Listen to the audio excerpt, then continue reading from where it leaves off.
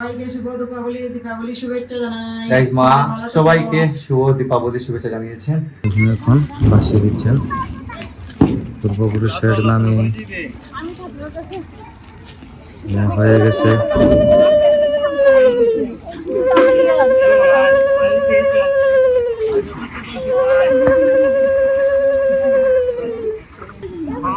সবাই দিয়ে দিয়েছেন, শেষ নেই এরকম করে দিয়েছেন দেখতে হবে। তো আমরা তো গাইস মেইন জ্বালাই হচ্ছে যে এই দিন রাম এসেছিলেন বনবাস থেকে। গাইস দেখুন বাসার সামনে আমরা এখানে জ্বালিয়েছি কিছু, এই দেখুন এখানে কিছু আমরা দীপ জ্বালিয়েছি, এদিকে সাইডের বাসা তারা জ্বালিয়েছেন, এদিকে দেখুন। তো এই হচ্ছে দীপ জ্বালানোর মেইন কারণটা, হেল্প করার জন্য। হ্যাঁ আমি হেল্প করবো গাইস, মায়ের সাথে আমি হেল্প করবো। তাই তুমি দিকে আনো, একটু দিকে আনো। আমি এখানে সাজাবো মায়ের সাথে। Hello everyone, welcome to my new blog. কেমন আছেন সবাই? আই হোপ সবাই ভালো আছেন, আমি ভালো আছি। তো সবাইকে শুভ দীপাবলি। আর আজকে হচ্ছে শ্রী শ্রী শ্যামা পূজা। তো দীপাবলিটা আমরা পালন করি আমরা বাসাতেই। তো মা এদিকে সবকিছু সাজিয়েছেন, দেখুন ঘর সাজানোর জন্য ঠাকুর ঘরে রাখা হয়েছে সবকিছু। তো এগুলা এসে জ্বালাবেন, আর এগুলা নিয়ে যাবেন কোথায়? এগুলা নিয়ে যাবেন দিঘিতে যাবেন। তো গাইস দিঘিতে যাওয়ার আগে আমার তো চশমাটা পড়তে হবে, তো চশমা ছাড়া দেখি না দেখি ঠিকই, কিন্তু চশমা হলে কি মানে কমফোর্টেবল আর কি, চশমাটা আমার কমফোর্টেবল আমার জন্য। তো চশমাটা আমাকে পড়তেই হবে। তো যাই দিঘিতে, মা যাচ্ছেন, গিয়ে দেখে আসি কেমন করে পূর্বপুরুষের বাতিটা দেন। তো আমাদের দিঘি তো গাই সামনে, যাই না তোরা চলো। মেসেজ নেই, মেসেজ টেলিফোনও থাকো মানে মা যাচ্ছেন দিঘিতে, আমাদের বাসার সামনে তো দিঘি। এই দেখে দেখুন বাতি জ্বালানো চলতেছে চারদিকে। সুন্দর গাইস, মাত্র সন্ধ্যা হয়েছে তো চারদিকে কিন্তু বাতি জ্বালানো চলবে, সুন্দর হয়ে দেখুন। দিঘিতে কিন্তু সবাই আসছেন মোটামুটি, মা যাচ্ছেন। হয় দেখেন দেখুন সবাই দেখিতে চলে আসছেন কিন্তু। এই দেখুন এবার বাতি জ্বালানো হবে, আমি এদিক থেকে দেখাই কিভাবে দেখানো। দেখুন আর চারদিকে গাইস শুধু আতশবাজি ফুটানো চলতেছে, বোম ফাটানো চলতেছে। এই দেখুন মা আসছেন দিঘিতে। কিভাবে 14 পুরুষের বাতি দেওয়া হয়, প্রথমে 14 পুরুষের বাতিটা দিচ্ছেন, তারপর যারা বাসাতে যায় সাজাবেন। এদিকে এই পারে দেওয়া হচ্ছে দিঘির, তারপর ওই দেখুন ওই পারেও দেওয়া হচ্ছে চারদিকে। দিঘিতে বাতি জ্বালানো চলতেছে পূর্বপুরুষের নামে, মানে 14 পুরুষের নামে। এক একজন এক এক রকম করে বাতি জ্বালাই দিচ্ছেন। তো এটা 14টা বাতি দেওয়া হয়েছে, দেখুন মার হাতে 14টা বাতি আছে এখানের মধ্যে। আর এটা হচ্ছে কলা গাছের, যে এটাকে কি যেন বলে, একটা কলা গাছের ইয়ের মধ্যে কি যেন বলে দেয়, যেটাকে নামটা আমি জানি না সঠিক, তার মধ্যে জ্বালিয়ে ভাসিয়ে দেওয়া হবে, এমনটা করে এভাবে দেওয়া হয়েছে। তো মা ধীরে ধীরে জ্বালাইতেছেন দেখুন। তো এটাই হচ্ছে গাইস আমাদের এই এলাকার একটা মজা, ভালো লাগে এই এলাকায় সবাই কিন্তু একসাথে হয়ে যান অনুষ্ঠান হলে এরকম করে বাতি দিয়ে দেন। এরকম মায়ের মোটামুটি জ্বালানো শেষের দিকে।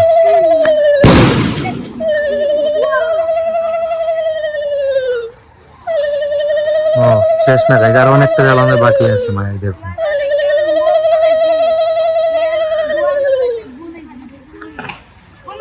আর যাদের নদী পাশে আছে তারা নদীতে যায়, আর আমাদের বাসার সামনে তো গাইস দিঘি আছে, তাই দিঘিতেই আমরা দিয়ে দিচ্ছি।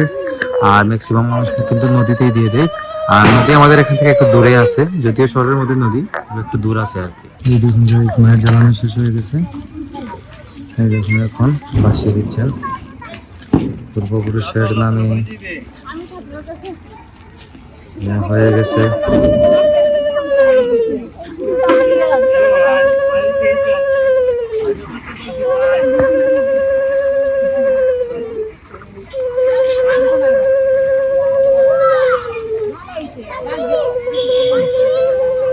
একজন এক এক রকম দিয়েছে, দেখুন কেউ কেউ পাতিল দিয়ে দিয়েছেন, কেউ কেউ অনেক রকম সাজিয়ে সুন্দর করে দেওয়া হয়েছে।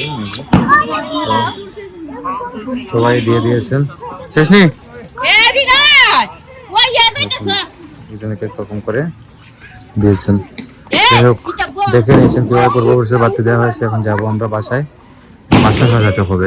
তো গাইস চলে এলাম বাসায়, দীপ জ্বালিয়ে পুকুরের মধ্যে বা আপনার আমাদের দিঘির মধ্যে। তো আমাদের এই দীপাবলিটা কেন উদযাপন করা হয়? তো দীপাবলি উদযাপন করার মেইন কারণ হচ্ছে যে আজকের এই দিনে ত্রেতা যুগে আমাদের ভগবান শ্রীরাম এসেছিলেন 14 বছরের বনবাস শেষ করে অযোধ্যাতে। তো আসার পর দেখছেন যে তখন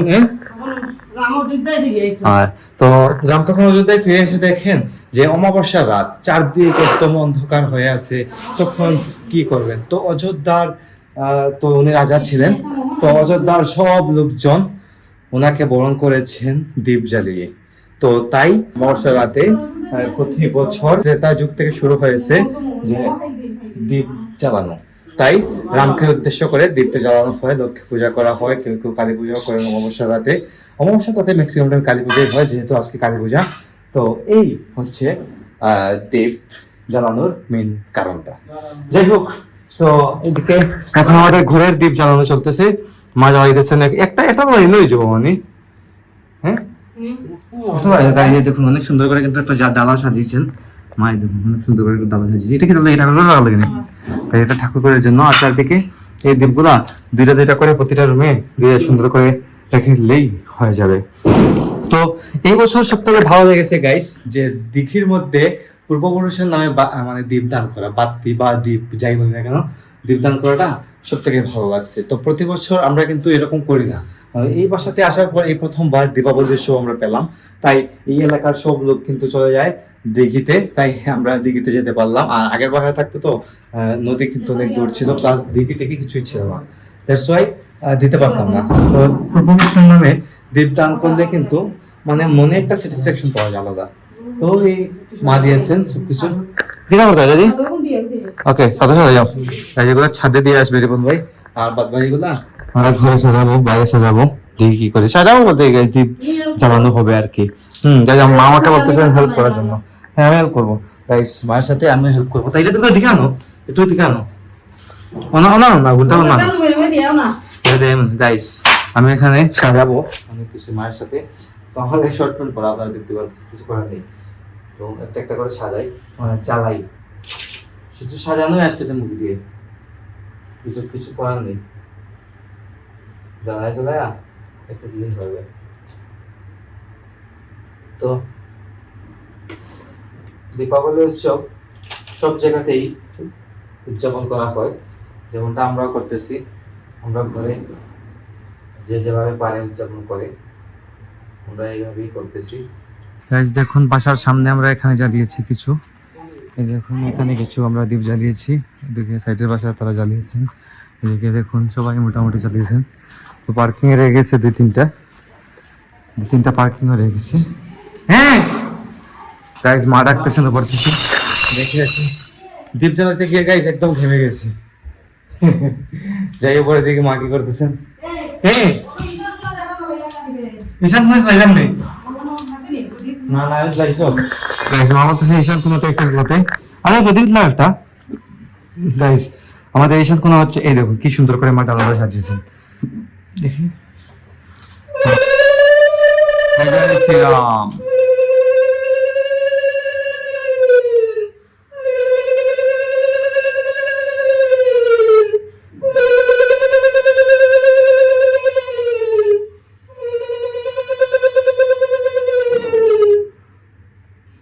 কি সুন্দর করে এখন প্রদীপের ডালাটা সাজানো হয়েছে। তো মা প্রতি বছর এভাবেই সাজান না তো। আচ্ছা গাইস মা বলতেছেন মা বলতেছেন মাকে ছবি তুলতে। তো তুমি অডিয়েন্সে কিছু কো, আমরা দর্শকরে ছবি শুভ দীপাবলি গাইস, সবাইকে শুভ দীপাবলি শুভেচ্ছা জানাই। গাইস মা সবাইকে শুভ দীপাবলি শুভেচ্ছা জানিয়েছেন প্রদীপ, এত বড় প্রদীপ সাজিয়ে প্রদীপ হাতে নিয়ে।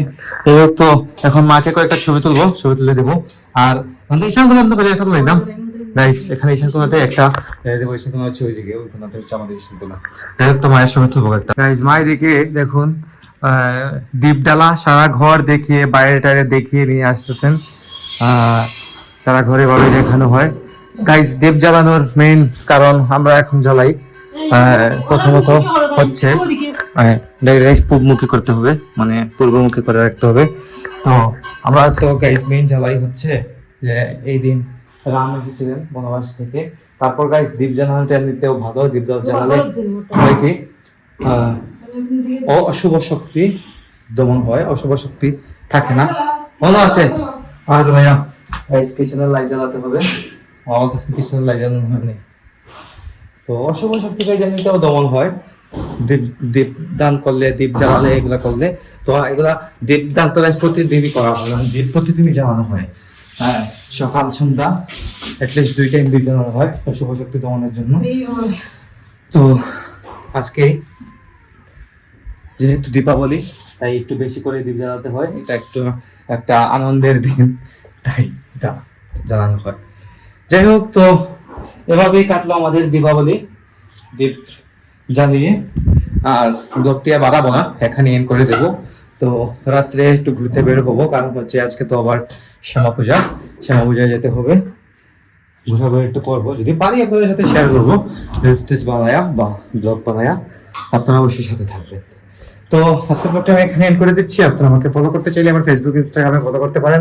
আমার ফেসবুক ইনস্টাগ্রাম লিংক নিচে ডেসক্রিপশনে পেয়ে যাবেন। এন্ড আই হোপ আজকের ভিডিও আপনাদের ভালো লেগেছে। ভিডিও ভালো লাগলে অবশ্যই লাইক করবেন, কমেন্ট করবেন, শেয়ার করবেন এবং চ্যানেলে নতুন হয়ে থাকলে সাবস্ক্রাইব করে আমাকে সাপোর্ট করবেন। তো দেখা হচ্ছে নেক্সট ভিডিওতে। ভালো থাকুন, সুস্থ থাকুন। Thank you so much for watching.